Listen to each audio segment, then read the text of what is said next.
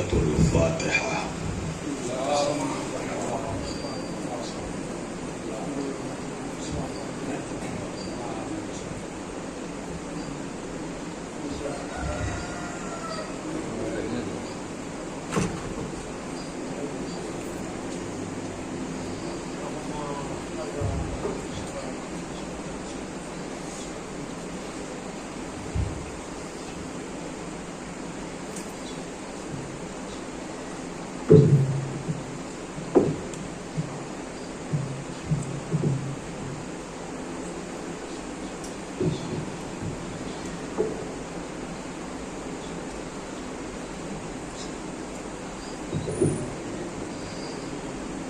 لا حول ولا قوة إلا بالله العلي العظيم۔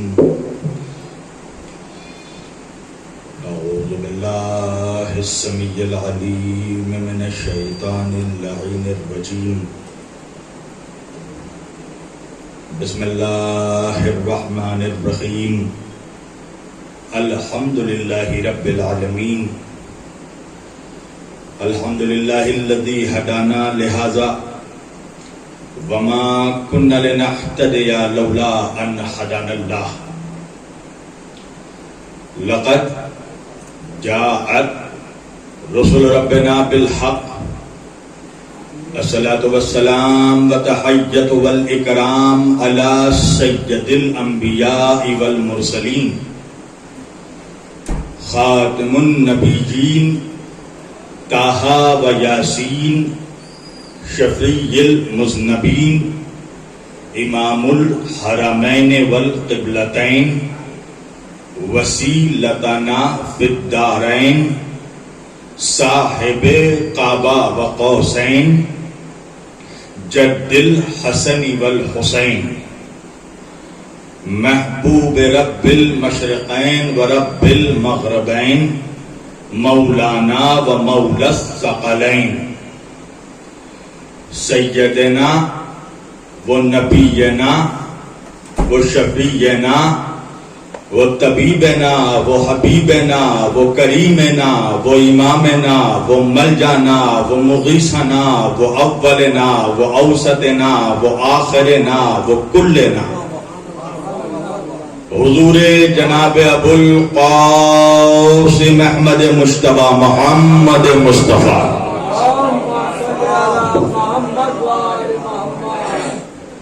وأهل بيته الطيبين الطاهرين المعصومين المظلومين المنتخبين المنتجبين الغر الميامين وأصحابه المتقين المنتخبين المنتجبين ولعنة الله على أعدائهم أجمعين من يومنا هذا إلى قيام يوم الدين۔ أما بعد فقط قال الله تعالى في الفرقان الحميد والمحكم كتابه المجيد وقوله الحق۔ بسم الله الرحمن الرحيم۔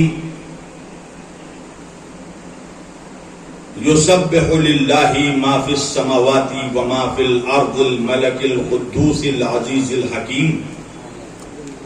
هو الذي بعث في الأميين رسولا منهم يتلو عليهم آياته ويزكيهم ويعلمهم الكتاب والحكمة وإن كانوا من قبل لفي ضلال مبين۔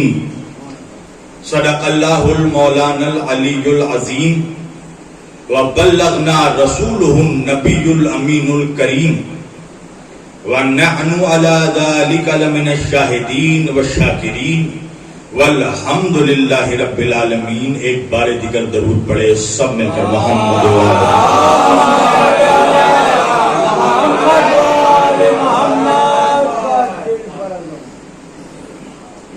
عزیزان گرامی قدر و عزیزان محترم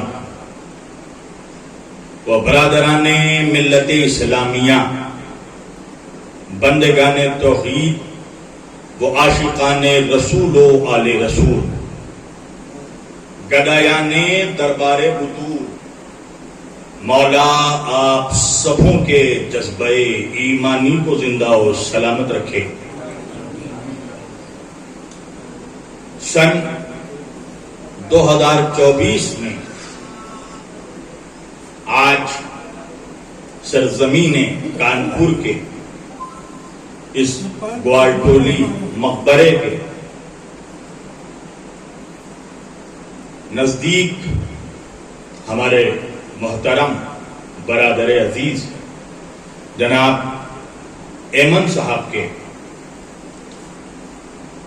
اس بارگاہ عالیہ میں عشرہ محرم کی آج پہلی مجلس کی ابتدا ہو چکی ہے،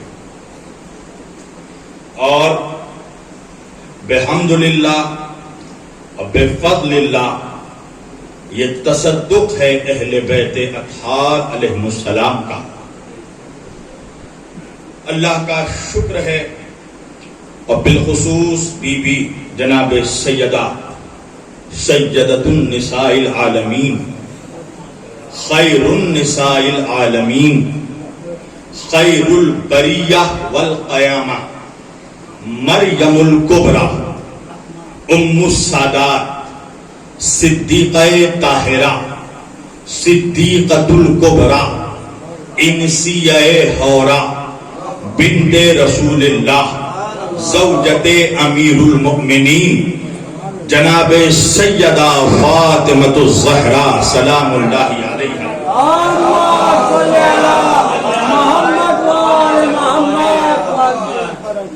ان کے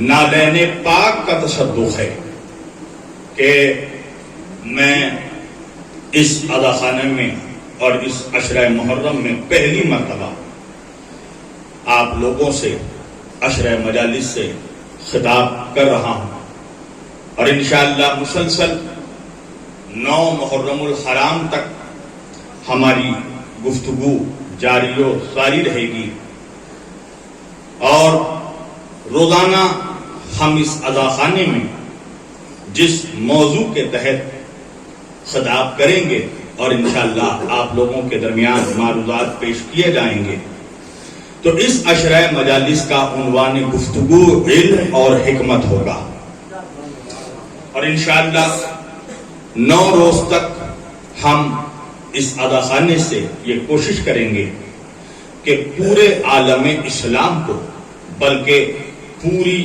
دنیا انسانیت کو ہم یہ سمجھا سکیں کہ علم کیا ہے اور حکمت کیا ہے، اور ساتھ ساتھ ہم یہ بھی انہیں سمجھانے کی کوشش کریں گے اور ان کے ذہن عالیہ میں یہ بات ڈالنے کی کوشش کریں گے کہ نہ علم بغیر علی کے مل سکتا ہے اور نہ حکمت بغیر اہل بیت کے مل سکتی ہے۔ علم بھی لینا ہے تو در علی پر آنا ہوگا، حکمت حاصل کرنا ہے تو بھی در اہل بیت پر آنا پڑے گا۔ میں نے، اور چونکہ میرا یہ مزاج ہے کہ میں کبھی بھی تقریر کسی خاص مکتبہ فکر کے لیے یا کسی خاص مسلک کے لیے یا کسی خاص آئیڈیالوجی والے لوگوں کے لیے یا کسی خاص مکتبہ فکر رکھنے والے عوام کے لیے میرا خطاب نہیں ہوتا۔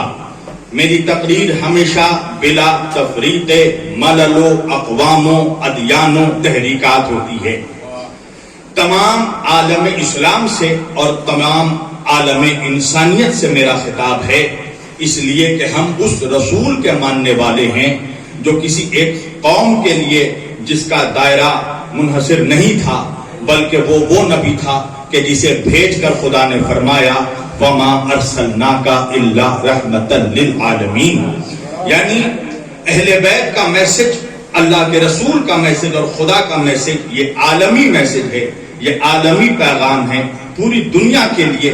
اور امام جعفر صادق علیہ السلام فرماتے ہیں،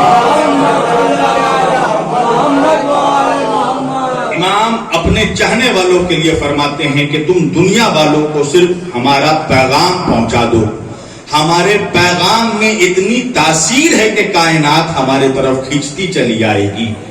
یہی سبب ہے کہ آج ایک ذہنیت، اور آج سے نہیں بلکہ ایک زمانے سے ایک ذہنیت یہ تیار کی جا رہی ہے کہ جب بھی محرم کا مہینہ آتا ہے، محرم کا چاند نمودار ہوتا ہے، اکثر آپ دیکھیے گا کہ متشدد ذہنیت والے لوگ اپنے بچوں کو، اپنے نوجوان کو، اپنے یوتھ کو روکتے ہیں کہ دیکھو مجلسوں میں نہ جایا کرو، مجالس میں نہ جایا کرو، مجالس میں شرکت نہ کیا کرو، مجلسوں میں نہ جایا کرو. میں انصاف سے پوچھنا چاہتا ہوں، یہاں پر میرے نظر کے سامنے جتنے مومنین بیٹھے ہیں، مجھے انصاف سے بتائیے، کیا کبھی آپ نے اپنے بچوں کو کہا کہ فلاں کی محفل میں مت جایا کرو، فلاں کے جلسوں میں مت جایا کرو، فلاں کے پروگراموں میں مت جایا کرو؟ ہم اپنے بچوں کو کبھی نہیں روکتے.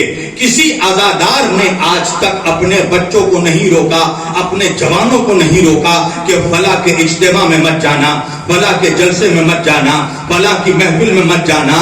اس لیے کہ ہمیں یہ یقین ہوتا ہے کہ ہم نے 10 دنوں تک اس فرش ادائے حسینیہ سے اپنے بچوں کے خون میں وہ علم اور معرفت کو تحلیل کر دیا ہے کہ ہمارا بچہ کسی کے بھی مجمع میں چلا جائے ان کے بزرگوں کو پڑھا کر آ جائے گا. ایک صلوات پڑھیں محمد والے محمد. ہم نے 10 دنوں میں وہ حسینیت کا، انسانیت کا، علم کا، معرفت کا، فصاحت کا، بلاغت کا سبق سکھا دیا اپنے بچوں کو کہ وہ دوسروں کے درمیان بھی جائے گا تو تبدیل نہیں ہو سکتا، بدل نہیں ہو سکتا. اس لیے کہ وَجَعَلْ الْحَقَّ وَزَهَقَ الْبَاطِلَ إِنَّ الْبَاطِلَ كَانَ زَهُوقًا. حق آ گیا اور باطل مٹ گیا، اور باطل کے تقدیر میں مٹنا ہے. حق کا عرفان یہی ہے، حق کی معراج یہی ہے کہ حق سچ چل کر بولتا ہے. بہرحال عزیزان گرامی، اب میں باضابطہ اپنی گفتگو کا آغاز کر رہا ہوں، اور تمام عالم اسلام کو، تمام مسلمانوں کو، تمام عالم انسانیت کے چیدہ ذہنوں کو میں اس فرش ادائے حسینیہ سے دعوت دے رہا ہوں کہ آپ لوگ روزانہ وقت کی پابندی کے ساتھ انشاءاللہ، آج میرے خیال سے 10-15 منٹ تاخیر ہوئی ہے، اور کوشش یہ رہے گی کہ ٹھیک 9:30 بجے میں یہاں پر منبر پر بیٹھ جاؤں. مجھے یہاں کے فوراً بعد بھی لکھنؤ کے لیے روانہ ہونا ہے، اور بڑے امام بارگاہ کے اذاخانہ آصفی میں روزانہ مجھے وہاں پر بھی خطاب کرنا ہے. لہذا اگر آپ وقت سے قبل چلے آئیں تو مجھے تمہید باندھنے کی ضرورت نہیں پڑے گی، اور باضابطہ جو ہے میں گزارش کروں گا، اندر کافی جگہ ہے، جو حضرات وہاں ہال میں بیٹھے ہیں ذرا اندر تشریف لے آئیں تاکہ اندر کی جگہ بھر جائے انشاءاللہ، تاکہ باہر سے پھر آنے والوں کو پرابلم نہ ہو. ایک صلوات پڑھیں محمد والے محمد پر. تھوڑا تھوڑا آپ لوگ اندر تشریف لے آئیں، یہ معاشرہ بالکل خالی ہے. ایک اور درود پڑھیں محمد والے محمد پر.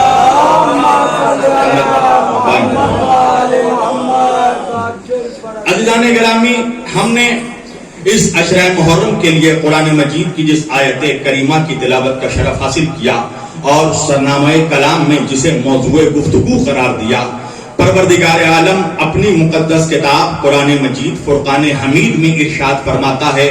اللہ سورہ مبارک جمعہ میں پروردگار فرماتا ہے بسم اللہ الرحمن الرحیم یسبح للہ ما فی السماوات و ما فی الارض الملک القدوس العزیز الحکیم هو الذی بعث فی الامیین رسولا منہم یتلو علیہم آیاتہ ویزکیہم ویعلمہم الکتاب والحکمہ وان کانوا من قبل لفی ضلال مبین. اللہ کہتا ہے کہ تمام حمد و ثنا، تمام تسبیح و تقدیس اس اللہ کے لیے ہے جو اس کائنات کا بادشاہ ہے، جو مقدس ہے، جو پاک و پاکیزہ ہے، اور زبردست پروردگار نہایت حکمت والا ہے. اللہ کہتا ہے وہی تو وہ خدا ہے، هو الذی بعث بالامیین رسولا منہم یتلو علیہم آیاتہ، وہی تو وہ رسول ہے کہ جس نے تم امیین میں سے ایک رسول کو بھیجا. توجہ کیجئے گا، امیین میں سے ایک رسول کو بھیجا. یہ بھی عالم اسلام کی ایک عجیب مصیبت ہے کہ اسلام کے سینے میں جتنے نشتر لگے ہیں، جتنے تیر لگے ہیں، وہ غیر مسلموں کے ترکش سے نہیں، مسلمانوں کے ترکش سے چلے ہیں. افسوس کا مقام یہی ہے کہ یہی وہ مسلمان ہیں کہ جو جس رسول کا کلمہ پڑھتا ہے اسی رسول کی توہین پہ آمادہ ہو جاتا ہے، اسی رسول کی عظمت کو گھٹانے پر آمادہ ہو جاتا ہے۔ چنانچہ جب سورہ مبارک جمعہ کا ترجمہ کیا گیا تو بہت سے ان پڑھ قسم کے، جب ہم یہ کہہ دیں کہ ان پڑھ ابن ان پڑھ قسم کے ملاؤں نے ترجمہ یہ کر دیا کہ اللہ فرماتا ہے کہ ہم نے تم ان پڑھوں میں سے، تمہارے درمیان میں سے ایک رسول کو بھیجا۔ نعوذ باللہ، وہ امی کا ترجمہ ان پڑھ کرتے ہیں، توجہ کیجئے گا، وہ امی کا ترجمہ ان پڑھ کرتے ہیں۔ جب ان سے پوچھا جاتا ہے کہ بھائی تم نے نبی کو ان پڑھ کیسے سمجھا، توجہ کیجئے گا، اور جو نبی ان پڑھ ہو اس نے ہم تک قرآن کیسے پہنچایا، تو آپ کو معلوم ہے کہ ہندوستان کا ایک اکلوتا نالائق ہے جو تڑی پار ہو کر گھوم رہا ہے۔ مجھ سے نام پوچھنے کی ضرورت نہیں ہے، ہم علی والے ہیں، ہم بیمار کے نہیں بیماری کے دشمن ہیں۔ توجہ، ہم نام لے کے کسی کو ٹارگٹ نہیں کرتے۔ آپ سمجھ گئے ہوں گے کہ میں کس کی طرف اشارہ کر رہا ہوں۔ ہندوستان کے ایک نالائق نے کہا کہ وہ چونکہ ہمارے نبی کا میموری اتنا شارپ تھا، قوت حافظہ اتنا مضبوط تھا کہ اللہ جب ان پر وحی کرتا تھا تو وہ وحی کو یاد کر لیتے تھے، اور وحی یاد کرنے کے بعد لوگوں کو سناتے تھے، اور اس طرح لوگوں نے قرآن لکھنا شروع کیا، قرآن کو سمجھنا شروع کیا۔ تو جب اس سے پوچھا گیا کہ بھائی وجہ کیا ہے، آخر بات کیا ہے، تم خود جس رسول کا کلمہ پڑھتے ہو تم اسی نبی کو ان پڑھ کہتے ہو، وجہ کیا ہے؟ تو ویسے ایسے منحوس کئی ملاؤں نے یہ نقطہ پیش کیا کہ وجہ یہ ہے کہ نبی مکے کے کسی اسکول میں نہیں پڑھے تھے، مدینے کی کسی یونیورسٹی میں نہیں پڑھے تھے، مکے کے کسی مدرسے میں نہیں پڑھے تھے، مکے کے کسی کالج کی ان کے پاس ڈگری نہیں تھی۔ اس بنا پر مولوی کہتا ہے کہ نعوذ باللہ نبی ان پڑھ تھے۔ اب مجھے انصاف سے بتائیے گا، میں کانپور آ رہا ہوں اور کانپور میں آنے کے بعد اشرائے مجالس سے خطاب کر رہا ہوں۔ اب مجلس کے بعد اگر کوئی کہنے لگے کہ بھائی شبیر وارسی تو بڑا ان پڑھ آدمی ہے، شبیر وارسی ان پڑھ آدمی ہے، تو ہو سکتا ہے ایمن بھائی اس سے سوال کرے کہ شبیر وارسی صاحب کو تم ان پڑھ کیوں کہہ رہے ہو؟ پہلی بات تو یہ ہے کہ اگر ان پڑھ ہوتے تو کلکتے سے کانپور نہیں بلائے جاتے۔ تو آیا ہوں، اس کا مطلب یہ ہے کہ کچھ تو ہے مولا نے دیا ہے سینے میں جس کی وجہ سے ایک شہر سے دوسرے شہر بلایا گیا ہوں۔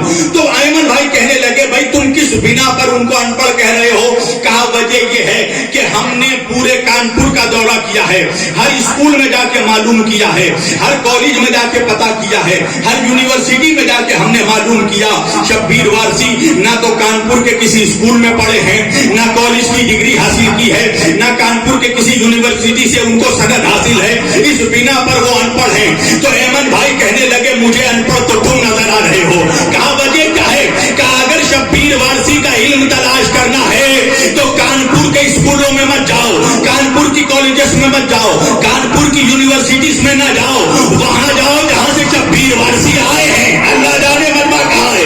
تو میں مولوی کو یہی کہتا ہوں کہ اگر میرے نبی کا علم تلاش کرنا ہے تو مکہ اور مدینے کی یونیورسٹی میں نہیں، عرش الہی پر جانا پڑے گا۔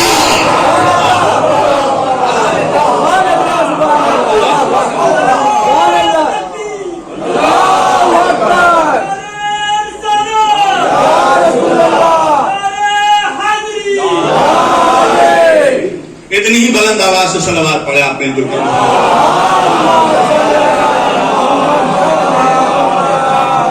ایک اور بلند آواز سے صلوات پڑھے۔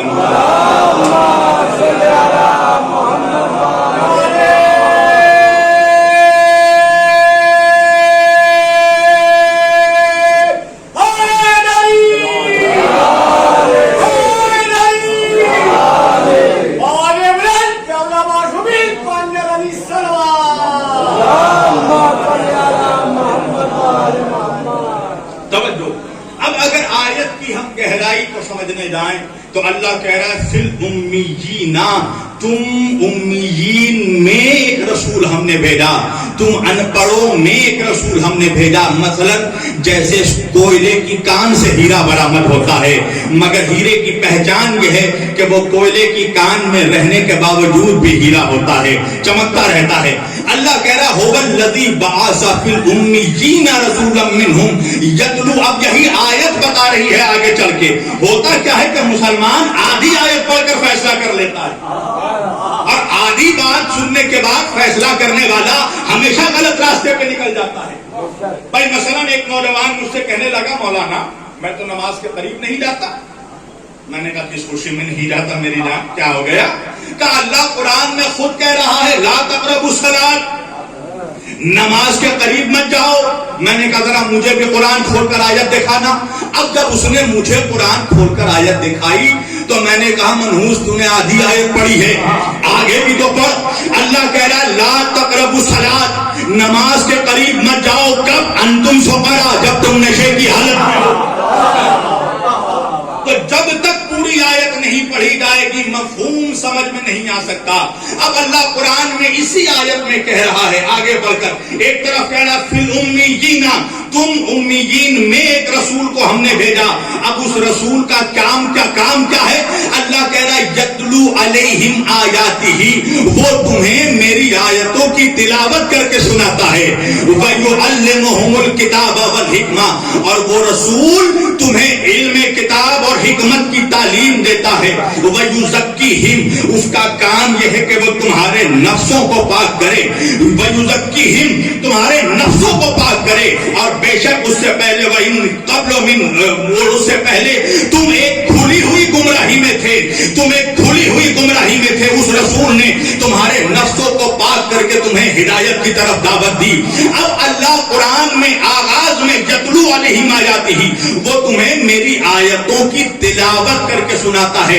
وَيُعَلِّمُهُمُ الْكِتَابَ وَالْحِکْمَةَ, اور وہ تمہیں علم دیتا ہے کتاب کی اور تمہیں حکمت عطا کرتا ہے, وہ تمہیں کتاب و حکمت کی تعلیم دیتا ہے. بس میں اپنے موضوع تک آ گیا, علم اور حکمت. انشاءاللہ 9 روز ہم اسی موضوع پر گفتگو کریں گے.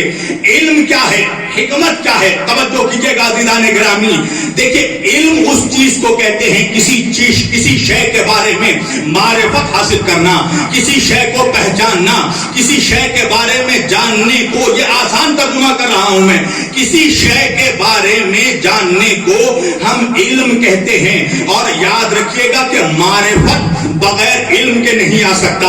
اہل بیت کے بارے میں آپ جتنا زیادہ پڑھیں گے, اہل بیت کو جتنا زیادہ جانیں گے, ان کے معجزات کے بارے میں جتنا زیادہ جانیں گے, ان کے مقصد تخلیق کے بارے میں جتنا زیادہ آپ مطالعہ کریں گے, ان کی قربانیوں کے بارے میں, ان کے فصاحت کے بارے میں, ان کی شجاعت کے بارے میں, ان کی بلاغت کے بارے میں, تو محبتوں میں اضافہ ہوتا رہتا ہے, معرفت میں اضافہ ہوتا رہتا ہے. یہی وجہ ہے کہ ہم مجالس کرتے ہیں.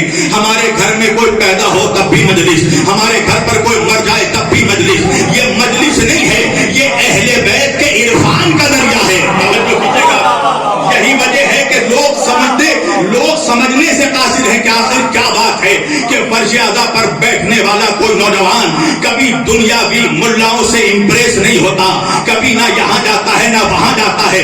وجہ یہ ہے کہ جہاں سے اس کو اتنا علم عرفان عطا کر دیا جاتا ہے, اہل بیت کا وہ علم عطا کر دیا جاتا ہے کہ میرا نوجوان کہیں بھی چلا جائے علی علی کرتا رہتا ہے, میرا نوجوان کہیں بھی چلا جائے ذکر اہل بیت کرتا رہتا ہے. توجہ کیجیے گا, وجہ یہ ہے کہ ہمارے اس مدرسے سے, یہ وہ یونیورسٹی ہے جس کی بنیاد زندان شام میں زینب کبریٰ نے ڈالی تھی, اور آج وہ یونیورسٹی اتنا ترقی پذیر ہو چکا ہے کہ اسی یونیورسٹی سے سائنس کا علم بھی دیا جاتا ہے, اسی یونیورسٹی سے جغرافیہ کا علم بھی دیا جاتا ہے, اسی یونیورسٹی سے حدیث کا علم بھی دیا جاتا ہے, اسی یونیورسٹی سے قرآن کا علم بھی دیا جاتا ہے.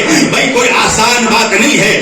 نام ہوتا ہے مجلس حسین کا مگر ذکر ابراہیم کا ہوتا ہے, نام مجلس حسین کا ہوتا ہے ذکر نور کا ہوتا ہے, نام مجلس حسین کا ہوتا ہے ذکر نبوت کا ہوتا ہے, نام مجلس حسین کا ہوتا ہے ذکر شریعت کا ہوتا ہے, نام مجلس حسین کا ہوتا ہے ذکر توحید کا ہوتا ہے, نام مجلس حسین کا ہوتا ہے ذکر معرفت کا ہوتا ہے.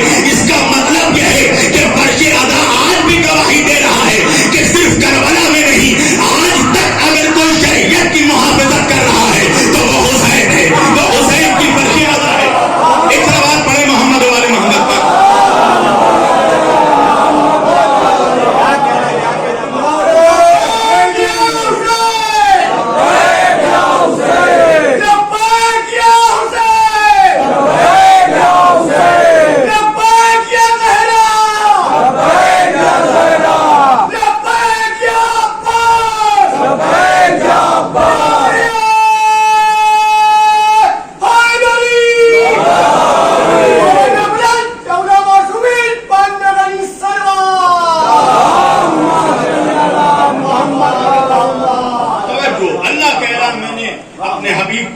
تاکہ وہ تمہیں علم کتاب دے سکے, تمہیں حکمت کی تعلیم دے سکے. اب علم کیا ہے؟ کسی شے کے بارے میں جاننا, کسی شے کے بارے میں ڈیپ نالج رکھنے کو علم کہتے ہیں. آدم کو خلافت علم کی بنیاد پر ملی. توجہ کیجیے گا, پہلے نبی کو جو اللہ نے سجدہ کروایا اس کی بنیاد علم تھی. اب علم کسی شے کو جاننے کو کہتے ہیں. اور حکمت کس کو کہتے ہیں؟ میں آسان لفظوں میں بہت دقیق جملوں میں الجھانے کا قائل نہیں ہوں اپنے مجمع کو, اس لیے کہ میرا مولا فرماتا ہے کہ انسان سے اس کی عقل کے مطابق گفتگو کرو, اس کے عقل کے اعتبار سے گفتگو کرو. دیکھیے فن خطابت یہی ہے, خطابت کا کمال یہی ہے کہ سخت سے سخت مضمون کو خطیب آسان مثالوں کے ذریعہ مجمع تک پہنچا دے. گفتگو ایسی ہو کہ بچہ بھی سمجھ لے, بوڑھا بھی سمجھ لے, نوجوان بھی سمجھ لے. یہ منبر حسین اپنا علمی روپ دکھانے کے لیے ہی نہیں ہے, قوم کی ہدایت کے لیے ہے. ایک صلوات پڑھیں محمد وآل محمد پر.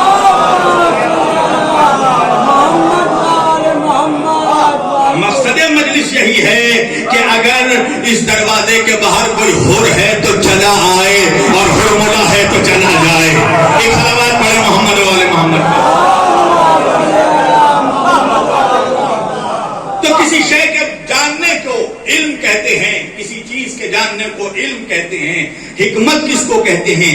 اسی علم کے صحیح استعمال کو حکمت کہتے ہیں.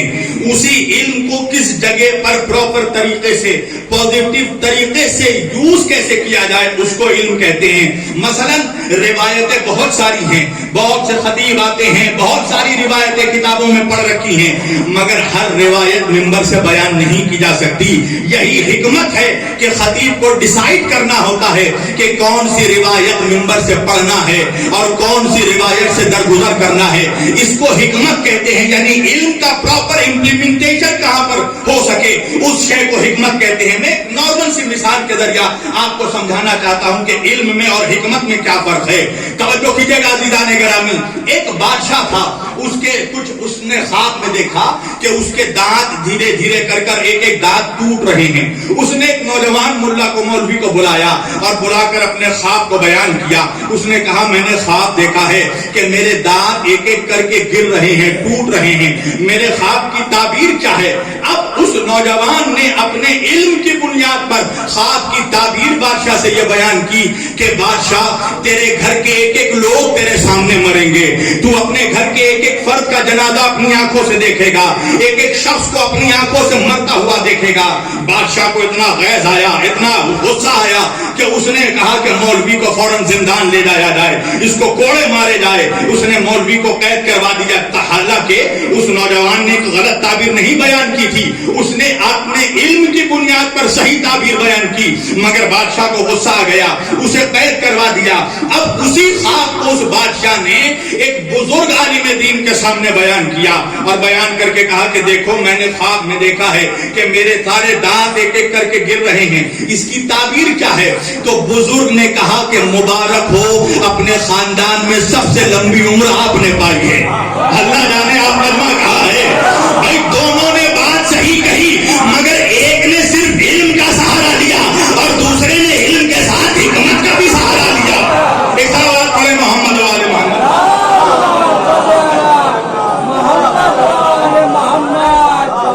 یعنی ہر گفتگو کس انداز میں کی جائے. میں بس 3 مثالیں دوں گا حکمت کے لیے, انشاءاللہ پہلی مثال دے چکا, 2 مثالیں دوں گا اور اس کے بعد آگے بڑھ جاؤں گا.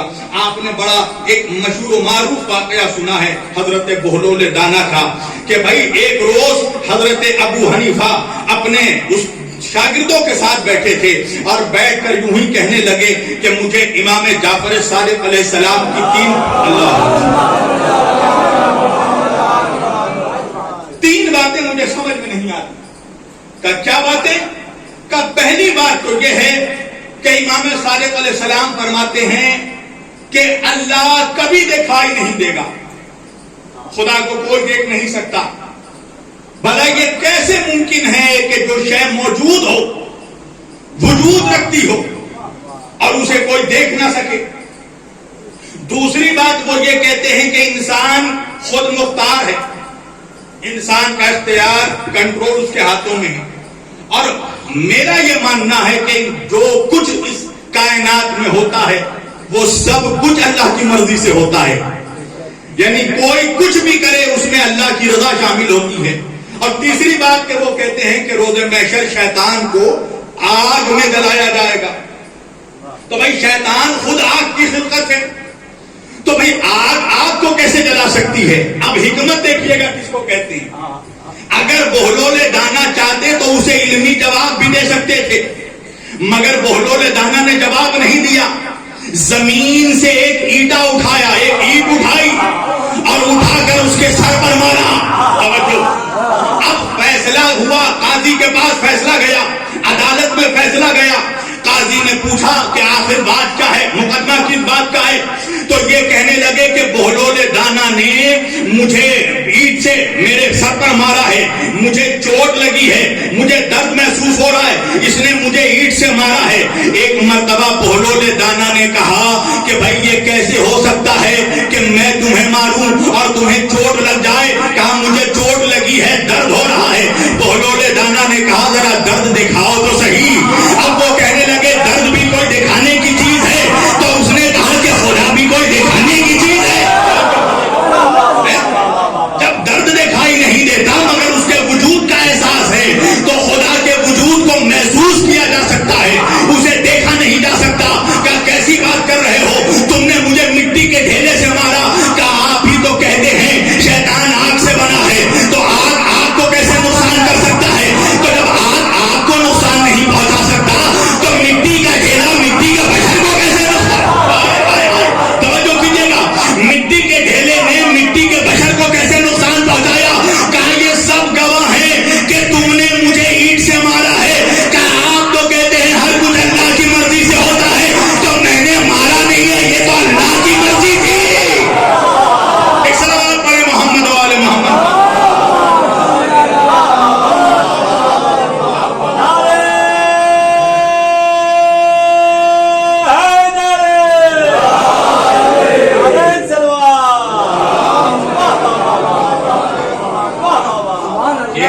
یہ میں نے نہیں مارا, یہ اللہ کی مرضی تھی. توجہ, حکمت کس کو کہتے ہیں؟ ضرورت نہیں ہے ہر ٹاپک پہ آپ بولیں, ضروری نہیں ہے کہ ہر موضوع پہ میں بولوں.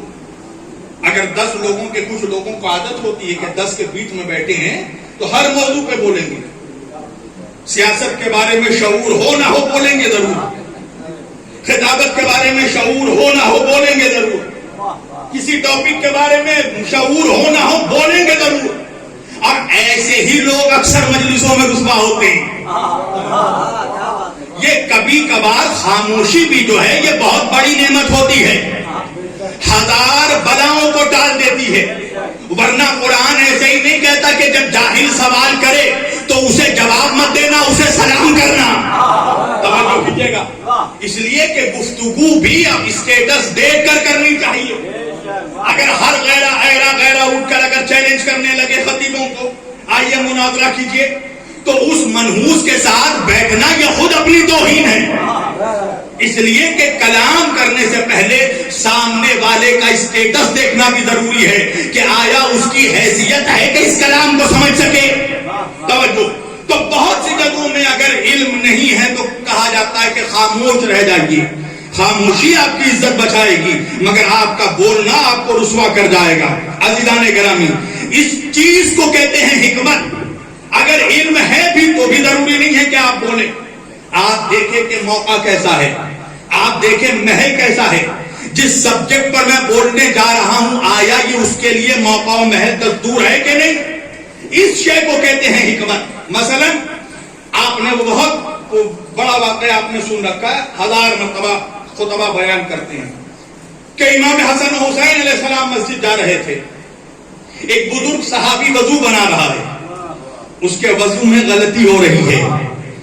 امام نے جا کر اس سے نہیں کہا کہ چچا آپ غلط وضو کر رہے ہیں, جناب آپ غلط وضو کر رہے نہیں. امام نے کہا کہ حضرت ہم وضو بنا رہے ہیں, آپ ہمیں بتائیے کہ ہمارا وضو صحیح ہے کہ نہیں. توجہ کیجیے گا, یہ کہہ کر امام وضو بنانے بیٹھ گئے. ابھی کمسنی کا عالم ہے, جیسے ہی وضو بنانے لگے تو بزرگ خود بول بیٹھے کہ وضو آپ کا نہیں ہمارا غلط ہے. یعنی آپ بات سمجھ رہے ہیں, دین کو حکمت کے طریقے سے پہنچایا جائے تو معاشرے میں انتشار نہیں ہوتا، معاشرے میں فساد نہیں ہوتا. اس لیے میں اکثر کہتا ہوں، اپنے خطبہ سے بھی کہتا ہوں، ذاکرین سے بھی کہتا ہوں کہ بات کیجئے، سخت سے سخت بات کیجئے. حق کا چھپانا جرم ہے، حق بیان کیجئے، مگر بیان کرنے کا انداز ایسا ہو، دلیل ایسی ہو کہ جو باہر کھڑا ہے وہ اندر آ جائے، ایسا نہ ہو کہ جو اندر بیٹھا ہے وہ بھی باہر چلا جائے. ایک صلوات پڑھے محمد والے محمد.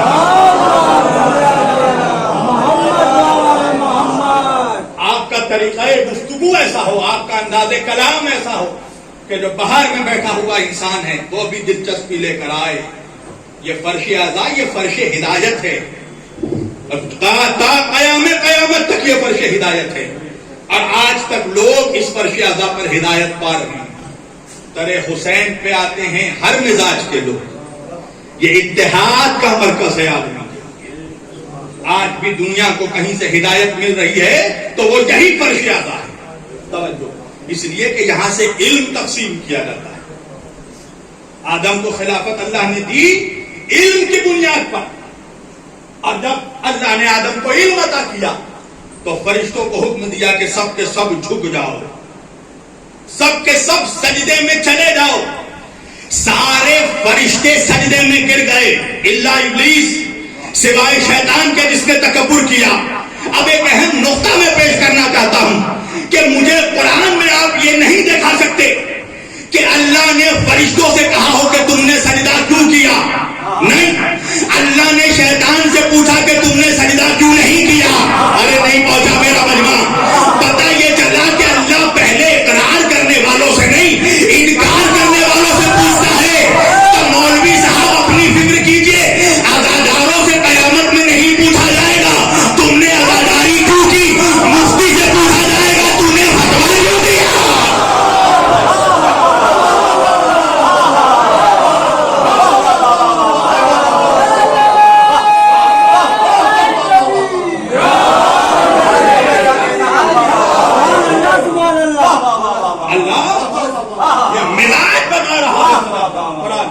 کہ خدا پہلے اقرار کرنے والوں، انکار کرنے والوں سے سوال پوچھتا. پہلا نبی ہمارے ہیں تو حضرت آدم علیہ السلام. اچھا، نبی ہیں، آدم بھی نبی ہیں، موسیٰ بھی نبی ہیں، عیسیٰ بھی نبی ہیں، ابراہیم بھی نبی ہیں. مگر ہم اپنا نبی اگر کسی کو کہتے ہیں، ہمارے نبی کس کو کہتے ہیں؟ حضرت محمد رسول اللہ صلی اللہ علیہ وسلم. ایک لمحہ فکریہ رکھ رہا ہوں آج کی مجلس کا. ہم کہتے ہیں ہمارے نبی، تو انصاف سے بتائیے کیا یہ جملہ صحیح ہے؟ ہمارے نبی کا نہیں مولانا. وجہ کیا ہے؟ کا وجہ یہ ہے کہ وہ ہمارے نبی نہیں ہیں، اللہ کے نبی ہیں. اللہ جانے مجمع کہاں ہے. تو بھائی ہم ہمارا نبی کیوں کہتے ہیں؟ کہا وجہ یہ ہے کہ اللہ نے انہیں ہمارے لیے نبی بنا کر بھیجا. اچھا، ہم کہتے ہیں قرآن ہماری کتاب، کہ ہماری کتاب ہے، کہا نہیں اللہ کی کتاب ہے. تو ہم ہماری کتاب کیوں کہتے ہیں؟ کہا وجہ یہ ہے کہ اللہ نے قرآن کو ہماری ہدایت کے لیے بھیجا. توجہ کیجیے گا. ہم کہتے ہیں ہمارا کعبہ، کیا وہ ہمارا کعبہ ہے؟ نہیں، اللہ کا گھر ہے. مگر ہم کیوں کہتے ہیں ہمارا کعبہ؟ ہمارا قبلہ تھا، اس لیے کہ اللہ نے اسے ہماری ہدایت کے لیے بنوایا. اچھا ایک بات بتائیے، کعبے کو کعبہ اللہ نے بنایا نا. اگر ہم مسلمان مل کر چاہیں کہ اپنی مرضی کا ایک کعبہ بنا لیں، کہاں ہے مطلب؟ کیا ہم کعبہ بنا سکتے ہیں؟ کیا نہیں بنا سکتے؟ اچھا کیا ہم اپنی مرضی سے نبی بنا سکتے ہیں؟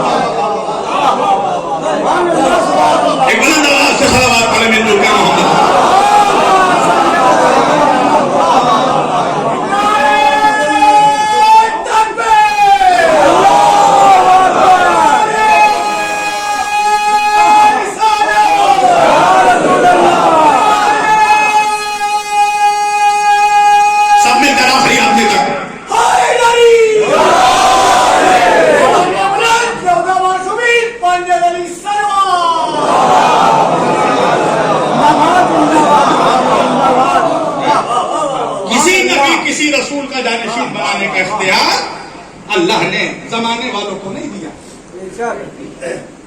اللہ نے کہا سب کے سب سجدے میں چلے گئے, سارے فرشتے سجدے میں چلے گئے. توجہ.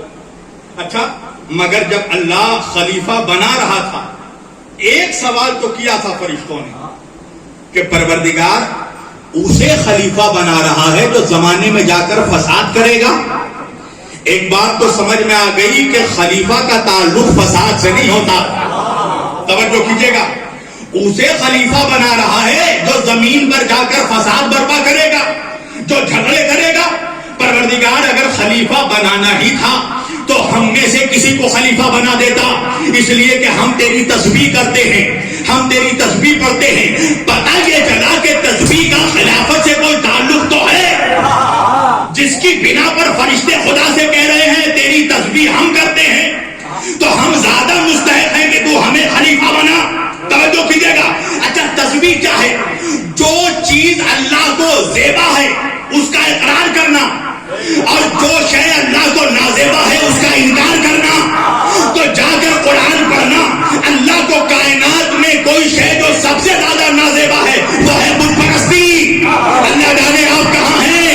یعنی فرشتے خدا کو بتا رہے تھے پروردگار ہمیں خلیفہ بنا, اس لیے کہ ہم نے کبھی بت پرستی نہیں کی. اس کا مطلب یہ سمجھ میں آیا کہ خلیفہ وہی بن سکتا ہے جس نے اپنی زندگی میں کبھی بت پرستی نہیں کی ہو. اللہ جانے کانپور کا مطلب. ایک صلوات پڑھے محمد و آل محمد پر. خلیفہ وہی بن سکتا ہے جس نے اپنی زندگی میں کبھی بت پرستی نہیں کی ہو. یہی وجہ ہے کہ اہل سنت کے حدیثوں کے اتنے بڑے امام ابن حجر مکی لکھتے ہیں کہ تمام صحابہ رضی اللہ ہیں مگر علی رضی اللہ نہیں. علی کرم اللہ ہے. پوچھا گیا تو علی کو کرم اللہ کس لیے کہا جاتا ہے؟ کیا وجہ یہ ہے کہ علی نے اپنی زندگی میں کبھی بتوں کو سجدہ نہیں کیا.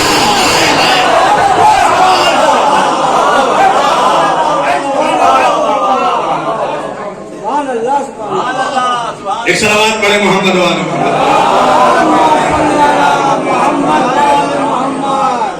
دیکھیے ایک بات تو میں بتا دوں کانپور بھائی, کانپور والے, کہ میں سناٹے میں پڑھنے والا مقرر نہیں ہوں. ہاں کچھ لوگ کہتے ہیں نا مولانا فرشتے سن رہے ہیں, میں فرشتوں کو نہیں سناتا.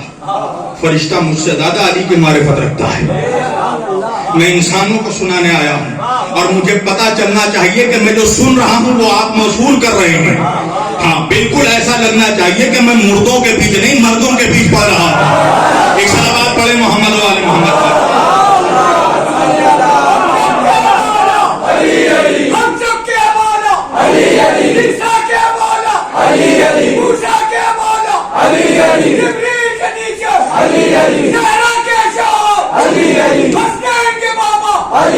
اکبر کے دادا علی علی, کعبہ میں ولادت علی علی, مسجد میں شہادت علی علی, یہ مہتاب علی علی علی, دریا کی روانی علی علی, چڑیوں کی چہک میں علی علی, پھولوں کی مہک میں علی علی, بچوں کھانا علی علی, مرحب کا پچھاڑا علی علی, ظلمت کا تماشا علی علی, آقا ہے ہمارا علی علی, سب مل کر بولو علی علی.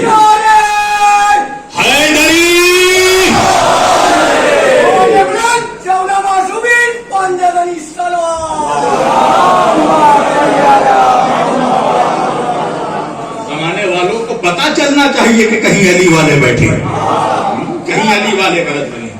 یہ ابن زیاد کا زمانہ نہیں ہے. ایک صلوات پڑھے محمد و آل محمد پر. بولیے تاکہ پہچانے جائیں. یہ علی والوں کا گولڈن ٹائم ہے. جتنی جلد تعداد میں اس وقت نوجوان آ رہا ہے ولایت کے قریب شاید کسی دور میں نہیں آیا. تبلیغ ولایت کی جتنی آزادی آج کے دور میں ہمیں ملی ہے کسی زمانے میں شاید نہ ملی. لہذا اس کا فائدہ اٹھایا تھا, اس سے استفادہ حاصل کیا. توجہ. تو ہم کہتے ہیں ہمارے نبی. اچھا ایک جملہ اور کہا جاتا ہے ہمیں, کیا کہ بھائی ہم اللہ والے ہیں, ہم نبی والے ہیں. تو بھائی کیا اللہ صرف ہمارا ہے؟ کہ نہیں مولانا ساری کائنات کا خدا ہے وہ. تو بھائی اللہ والا ہمیں کیوں کہا جاتا ہے؟ کہا وجہ یہ ہے کہ لا الہ الا اللہ کی گواہی ہم دیتے ہیں. آئے آئے آئے آئے. بھائی ہمیں کہا جاتا ہے ہم نبی والے، تو کیا نبی صرف ہمارے نبی ہیں؟ کہ نہیں سارے کائنات کے نبی ہیں. تو بھائی ہمیں نبی والا کیوں کہا جاتا ہے؟ کہا اس لیے کہ محمد رسول اللہ کی گواہی ہم دیتے ہیں. اسی طرح علی ساری کائنات کا مولا ہے، علی والا ہمیں کہا جاتا ہے اس لیے کہ علی ولی اللہ کی گواہی ہم دیتے ہیں. ایک سوال پڑے تو سمجھ گئے محمد والا.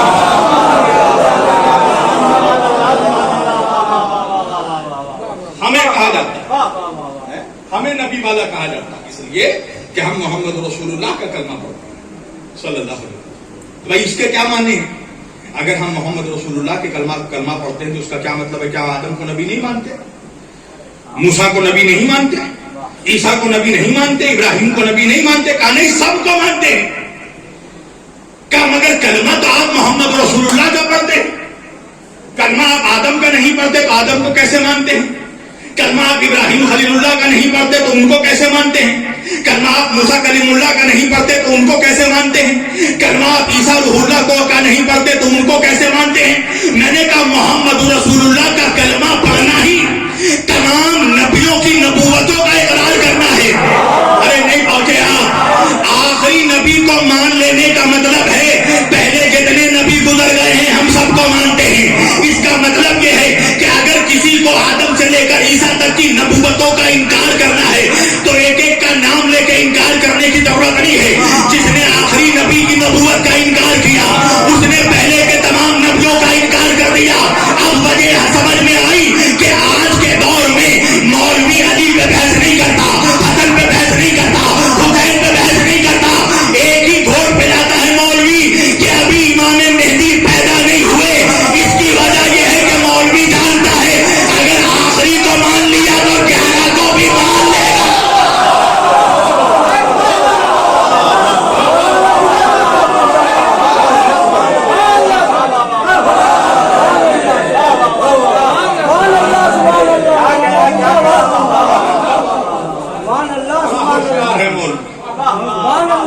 جانتا ہے کہ اگر آخری کا اقرار کر لیا تو سب کا اقرار کر دے گا. توجہ، میں موضوع کو سمیٹ رہا ہوں. چاہتا تو ہوں بہت کچھ پڑھوں مگر یہ 12 کے درمیان جو 3 منحوس کاٹے ہیں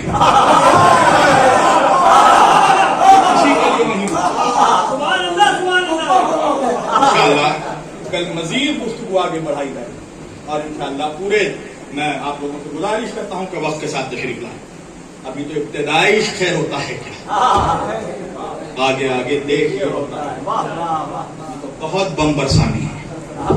ابھی تو منافقوں کے چھپروں کو اڑانا ہے. ابھی تو شبیر وارسی نے شروعات کی ہے. ابھی تو بسم اللہ ہے. ابھی تو الناس تک پہنچنا ہے. میں تمام عالم اسلام سے یہ دعوت دیتا ہوں کہ آپ لوگ کسی بھی ذہن میں تمام خرافات کو ختم کر کے اور انشاءاللہ ہم 9 روز تک مسلسل قرآن کی آیتوں سے اور احادیث سے رسول سے گفتگو کریں گے. ہمارے ممبروں سے کبھی کوئی لاجک گفتگو نہیں کی جاتی کیونکہ ہم لاجک بیان کرتے ہیں. اسی لیے مولوی ممبر سے ڈرتا ہے، فرشادہ سے ڈرتا ہے. میری دعوت ہے عالم اسلام کو کہ آپ جس فرقے کے رہیں مگر آئیں فرشادہ پر، تاکہ آپ کو دین کی معنویت سمجھ میں آئے، آپ کو حقیقی اسلام کا چہرہ دکھایا جا سکے، آپ کو سمجھایا جا سکے کہ مقصد حسین کیا ہے، حسینیت کیا ہے. عزیزان گرامی، جہاں سے تمام مکتبہ فکر کے لوگوں کو دعوت دی جائے گی کہ فرشادہ پر آئیں. جس کو بھی رسول سے محبت ہے اور جس کو بھی رسول کے نواسوں سے محبت ہے وہ ضرور آئے یہاں پر. اس لیے کہ مجھے نہیں پتا آپ کب آئیں گے مگر آپ یاد رکھیں کہ نواسے کی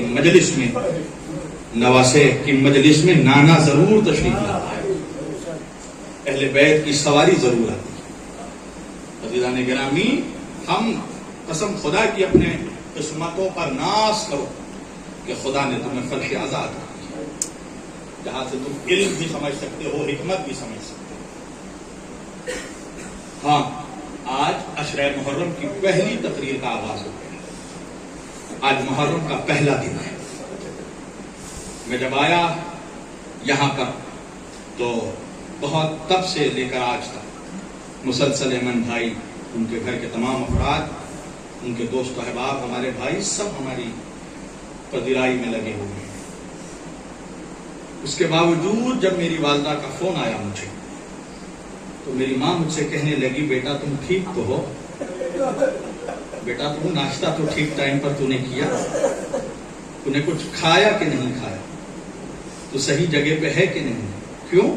اس لیے کہ چاہے جو کچھ بھی ہوں میں پردیسی ہوں، اور جب کوئی پردیس میں آتا ہے تو بہت تنہائی محسوس کرتا ہے، اس کے گھر والے اس کی بہت فکر کرتے ہیں۔ عزیزان گرامی، ایک پردیسی تھا کوفے میں جو تنہا تھا، جس کے بچے کہیں کھو گئے تھے۔ وہ پردیسی کوئی اور نہیں، وہ سفیر حسین تھا، وہ مسلم ابن عقیل تھا، جسے حسین نے اپنا سفیر بنا کر بھیجا۔ عزیزان گرامی، انصاف سے بتائیے، اگر میں یہاں پر آتا، ایئرپورٹ پہ آنے کے بعد اگر مجھے کوئی ریسیو کرنے نہیں آتا، اگر مجھے کوئی لینے نہیں آتا تو مجھ پر کیا گزرتی؟ چاہے کچھ بھی ہو مگر پردیس پردیس ہوتا ہے۔ آپ کبھی سوچئے کہ وہ زمین، وہ شہر کہ جو شہر گھیرا ہوا ہے حسین کے دشمنوں سے، جہاں پر ابن زیاد جیسا شخص حاکم ہے، اللہ جانے مسلم پر کیا گزر رہی ہو، جس کے ہاتھ میں 18,000 لوگوں نے بیعت کی ہو، مگر جب وہ نماز مغرب پڑھ کر ایک مرتبہ مڑتا ہے تو دیکھتا ہے کہ پیچھے کوئی نہیں ہے، اور دشمن ہاتھوں میں تلوار لیے گھوم رہے ہیں اسے گرفتار کرنے کے لیے۔ مسلم کوفے کی گلیوں گلیوں میں گھومتے گھومتے ایک مرتبہ تھک ہار کر ایک مرتبہ مسلم ایک چوکھٹ پر جا کر بیٹھ گیا۔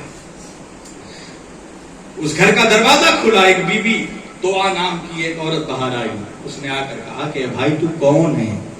تجھے نہیں پتا کہ کوفے کے حالات بہت نازک ہیں؟ عزادارو، رونے میں کمی مت محسوس کرنا، رونے میں کمی مت کرنا، اس لیے کہ سال بھر انہی دنوں کا انتظار کر رہے تھے۔ آج نوٹ کر لو کہ یہ پہلی محرم ہے نا، تمہیں پتہ بھی نہیں چلے گا عاشور کب آ گیا۔ یہ دن اتنی تیزی سے گزر جاتے ہیں کہ عزادار سوچتا رہتا ہے کہ ابھی تو اپنے مولا پہ رویا بھی نہیں، ابھی تو صحیح سے میرے مولا کا پرسہ بھی نہیں دیا بھی، اور یہ دن چلے گئے۔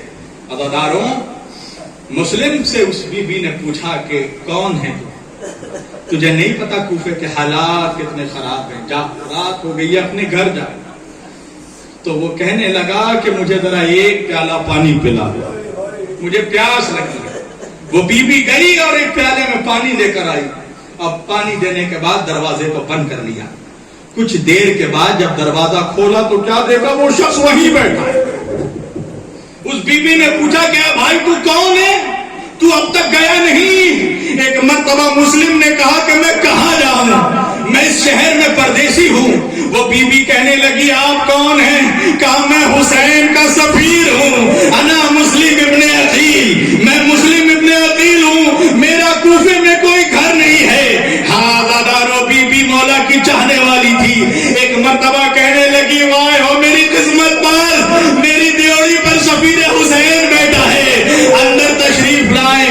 ہاں دادارو، گھر کے اندر لے کر گئی، کہا کوئی ضرورت ہو تو بتائیے، کہا بس ایک مسلح دے دے، میں نماز ادا کرنا چاہتا ہوں۔ ہاں دادارو، رات گزرنے لگی، جب صبح کو اس عورت کا شرابی بیٹا گھر پہ آیا، ایک مرتبہ اس کی نگاہ پڑی مسلم پر، جا کر کوفے میں دارالامانہ میں خبر دی۔ ہاں دادارو، محمد ابن اشعث کو ابن قیس کی قافلہ سالاری میں ایک مرتبہ 500 کا لشکر آیا۔ ہاں میں پوری باتیں چھوڑ رہا ہوں، وہ وقت بھی آیا کہ جب مسلم کو دھوکے سے گڑھے میں گرایا گیا۔ ہاں دادارو، زنجیروں میں باندھ کر مسلم کو دربار میں لایا گیا، مگر سنیں گے عزادارو، مسلم دربار میں قیدی کی طرح داخل نہیں ہوئے، سینہ تان کر داخل ہوئے۔ ایک مرتبہ آنکھ سے آنکھ ملا کر ابن زیاد سے گفتگو کی۔ ہاں دادارو، پتا ہے بعد کربلا جب تمہارے چوتھے امام سے کسی نے پوچھا مولا آپ کے چچا مسلم دربار میں گئے تھے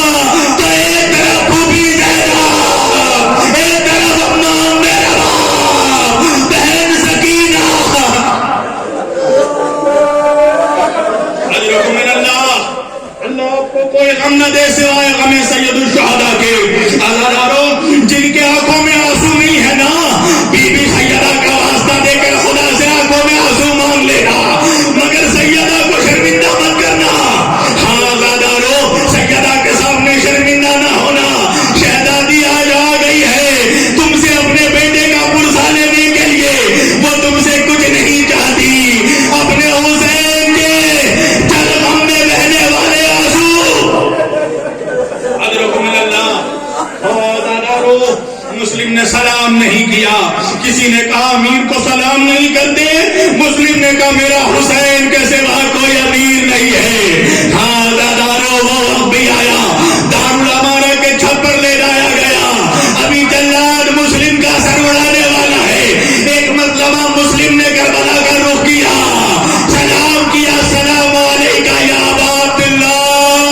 ہاں دادارو حسین نے قافلہ رکوا دیا, جواب دیا وعلیکم السلام. دادارو سنیں گے غازی عباس آئے حسین کے قریب, مولا قافلہ کیوں رکوا دیا؟ مولا سلام کا جواب کسے دے رہے ہو؟ ایک مرتبہ کہنے لگے مسلم جو میں دیکھ رہا ہوں تم نہیں دیکھ سکتے. دادارو عباس نے کہا مولا ذرا مجھے دکھائیے. دو انگلیوں کا اشارہ کیا. ارے عباس نے دیکھا دارالامانہ کی چھت ہے, جلاد تلوار لیے کھڑا ہے, مسلم کے گردن پر تلوار چلی. اجرکم من اللہ. ہاں دادارو 2 منٹ میں نے مسائل تمام کر دیے. ایک مرتبہ آپ کو پتا ہے نا کہ جب مسلم کی شہادت ہوئی تو حسین نے بہن زینب کو آواز دے کر کہا زینب ذرا مسلم کی یتیمہ عاتقہ کو میرے سامنے لانا. ارے مسلم کی بیٹی لائی گئی. دادارو حسین نے پرانے گوشوارے اتارے, نئی بالیاں پہنائی. خیمے سے سکینہ یہ منظر دیکھ رہی تھی. سکینہ نے سوچا کہ جو بچی یتیم ہو جاتی ہے اس کو نئی بالیاں پہنائی جاتی ہے, اس کو دلاسا دیا جاتا ہے. ارے سکینہ کو کیا معلوم عصر عاشور سکینہ کو بالیاں پہنائی نہیں, بالیاں نوچ لی.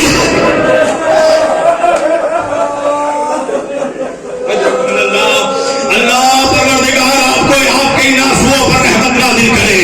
بی بی سیدہ آپ کے پرزے کو قبول کرے. ہاں دادارو یہی حق ہے حسین پر رونے کا, یہی حق ہے حسین کے انصار پر رونے کا.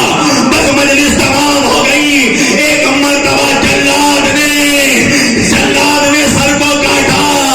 عباس نے کہا مولا مجھے کوفہ جانے کی اجازت دو, میرے بھائی کا جنازہ ارے دارالامانہ کی چھت سے پھینکا جا رہا ہے.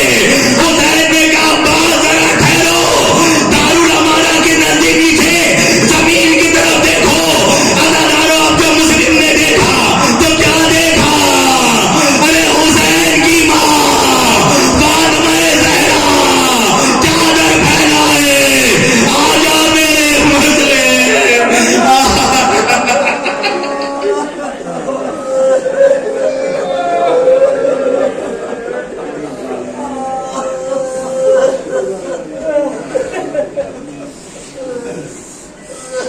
لعنت اللہ علی سيعلم الذين ظلموا أي منقلبين ينقلبون. ماتم حسين.